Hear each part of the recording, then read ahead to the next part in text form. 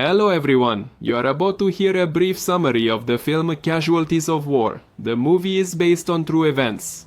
Vietnam War veteran Max Erikson noticed a girl of Asian appearance in the trolley bus, and his thoughts returned to 1966, a time he would prefer to forget. Sergeant Tony Meserve ordered two privates to plant mines on the flanks. Hatcher suggested that right below them was one of the Viet Cong tunnels. A rookie soldier thought he saw the enemy and opened fire on the bushes. Because of this, the squad was detected and came under mortar fire. During the retreat, Max fell through the ground. There was indeed a tunnel here, used by the Viet Cong. The private calls for help, but an enemy soldier is the first to hear, and is already crawling with a knife in his teeth to kill the American. Finally, the sergeant saw Max stuck in the ground. He managed to save him at the last moment. They immediately had to shoot back at a Vietnamese soldier who was hiding in a tree. The sergeant miraculously managed to spot the guy who was climbing out of the pit and took him down. In the morning, the squad entered a small village. Max says that he is only in his third week here. According to Brownie, by the second month, you no longer care about what's happening around you. Well, polite Max can then tell them, well, sorry.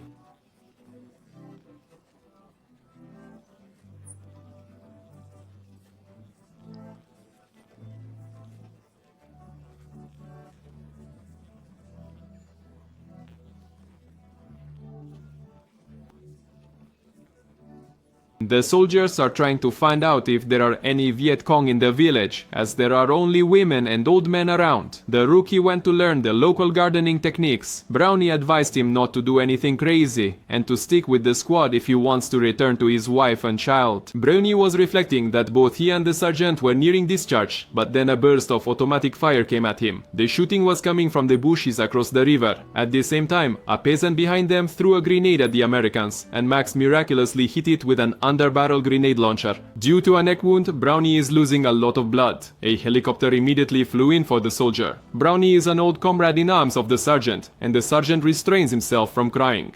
The squad returned to the military base. The soldiers are drinking beer and relaxing. Only the sergeant is serious and tense. He informed his subordinates with the news that they would be going on a reconnaissance mission as soon as tomorrow. And what about Brownie? Brownie died. Corporal Clark says he hates this country. He would like to blow it to smithereens, and the rookies lost their desire to fight after Brownie's death. Anyway, they keep retreating all the time. In the evening, the squad wanted to get into the city to have some fun and pick up girls in a brothel. But at the checkpoint, the soldiers were turned back. For some reason, they are not allowed into the city today. The guys returned to the barracks and got drunk. The sergeant introduced them to Private Diaz, who will replace Brownie. Tomorrow they set out at dawn. They need to find bunkers and tunnels that are not on the map. They will also leave an hour earlier to find a girl in a nearby village for entertainment and to boost morale. Max can't believe that the sergeant is really planning to kidnap a girl, especially with just a month until discharge. Why would he take such a risk? But even before dawn, we see the squad roaming the village, peering into every hut where the local residents are peacefully sleeping. In one of them, they found two sisters. Both of their mouths were covered, but their muffled cries still woke up the entire village. This is happening just 10 meters away from Max, and he can't do anything about it. Moreover, the privates were placed by the house to keep the other villagers away. Judging by the soldiers' reactions, only Max is shocked by what he just saw. One of the girls was carried out of the hut. Her mother wanted to hand a scarf to her daughter, but the bastard Clark stuffed it into the poor girl's mouth. "Sorry," Max said in a hoarse voice. "Yana, this." The girl's hands were tied, and they were forced to go with the squad. Max approached the sergeant to talk about the abducted girl, but was immediately sent on patrol with Hatcher. The thug wonders why they didn't do this before. They can be like Genghis Khan. During a halt, Clark started harassing the captive.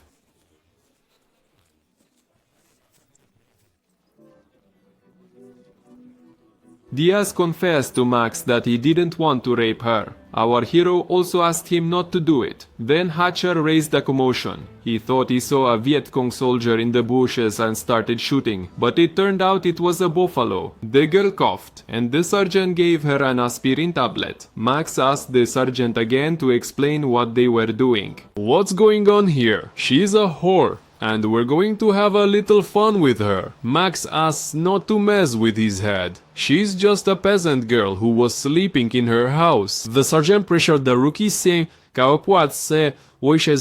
saying they are all comrades in arms. She's a Viet Cong floozy, but who Max is, he no longer knows. Private Hatcher made the girl carry his backpack.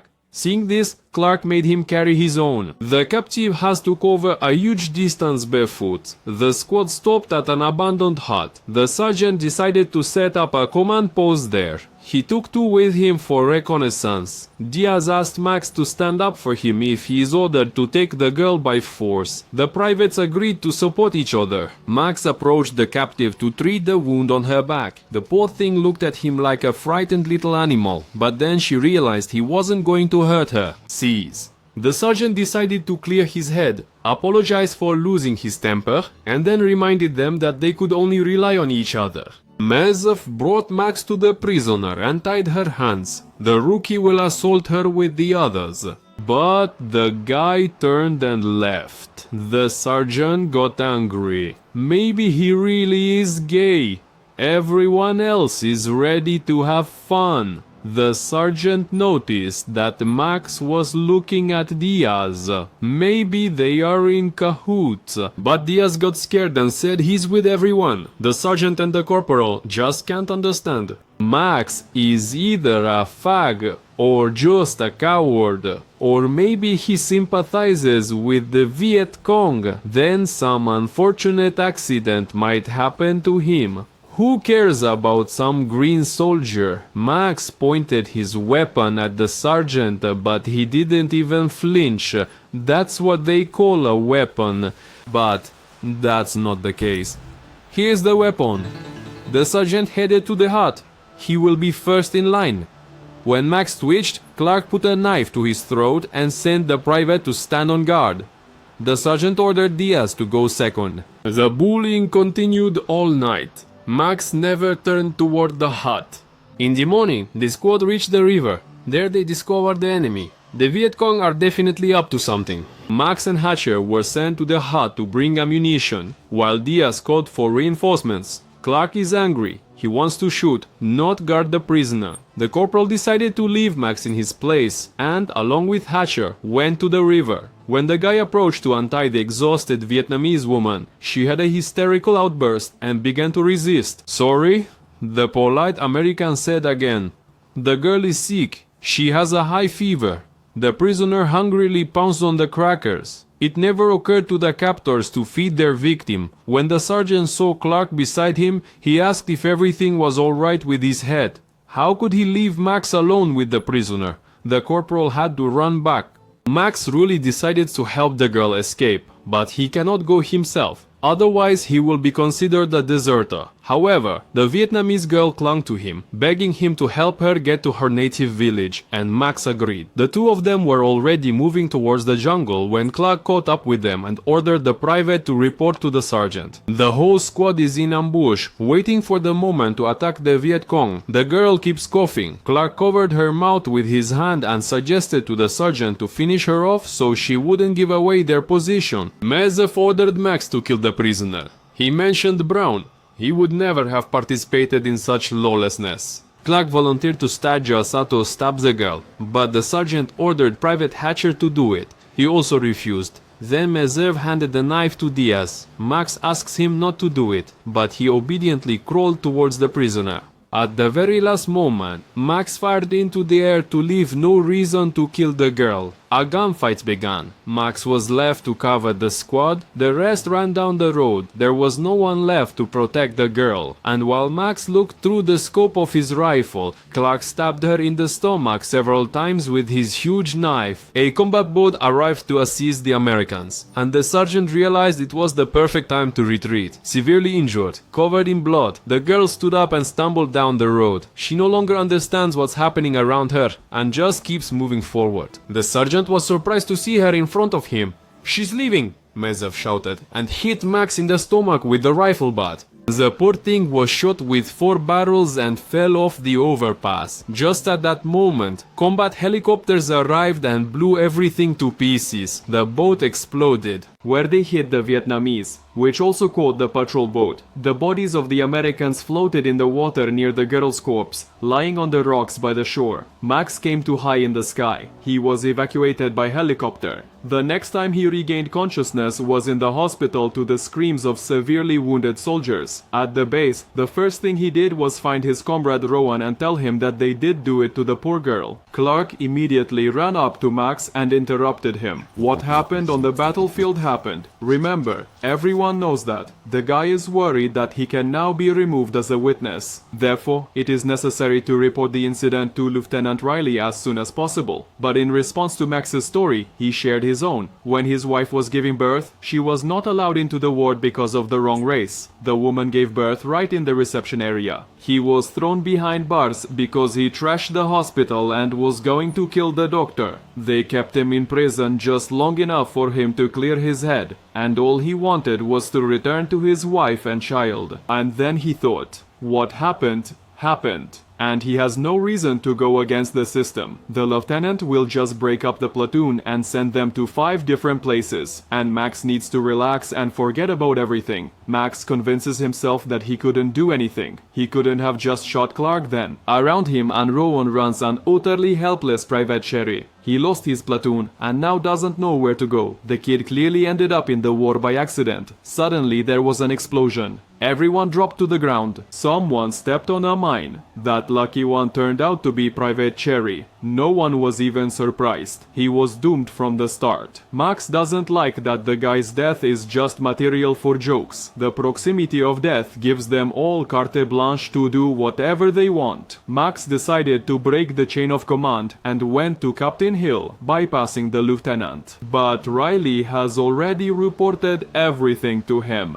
The captain asked if the private understands that his actions could provoke an international scandal. There's nothing that can help the poor girl anymore. The private must understand that the court is very lenient. Even if they are convicted, no one will be thrown behind bars. Afterwards, they will want revenge, and Max has a wife and child. The captain finally dropped the mask and stated that Meserve actually saved his life. Of course, he went too far with the girl, but he's still a kid. The sergeant is only 20 years old. Do you want to ruin his life? He saved yours. In the evening, someone was following Max and was about to throw a grenade at him in the bathroom. It turned out to be Corporal Clark. A drunk hatchet man accidentally gave him away, dropping his lighter. Max saw a grenade on the floor and managed to jump out of the room at the very last moment. Brushing himself off, he grabbed a shovel, went into the barrack, and hit Clark on the head with full force. And he told Meserve that no one cares. He told everyone what happened, but no one cares about it. So he might not try to kill him. At the bar, a stranger sat down next to a drunk Max. The private is probably having some problems since he is holding a gun right in front of him. The man, a priest, offered Max to talk it out. The guy told him about what the squad did to a poor girl from the village, and the priest helped bring this case to light. Soon the girl's body was found. Couldn't keep quiet, huh? Go to hell, sir. Clark, with a dent on his forehead from a shovel, denies his guilt. People like him and Meserve should be on the battlefield, not here. Wikanasaf von Marchemneserchikia. A somewhat dim-witted hatchetman decided that Max refused to take part in the crime, only because he was not as experienced as the other fighters. Diaz admits he did it because he was afraid of being ridiculed. Meserve tried to justify himself by saying that he helped other Vietnamese people, by the way. He even gave artificial respiration to one child. Private Diaz was sentenced to 8 years of hard labor. Private Hatcher was sentenced to 15 years of hard labor. Corporal Clark was sentenced to life imprisonment in a high-security colony. Sergeant Miserf was sentenced to 10 years of hard labor. When the criminals passed by Max, he remembered the captain's words about revenge and then came to in a trolley bus. That girl got off, forgetting her handkerchief. Max returned the forgotten item to the stranger and confessed that she reminded him of someone. Someone from a terrible dream, and he hopes that this nightmare has finally ended.